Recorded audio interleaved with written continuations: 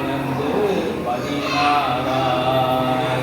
சிவகலைகளான மங்கள் மிகவும் அறிவோம் அன்பர் இருவடிகளே நினைந்து துதியாமல் பெரியவர்கள் ஆசிரின்றி வெகு கவலையாய் உணர்ந்து திரியுமடியே உடன் அடி சேராய் உபதேச சங்கு மகிழ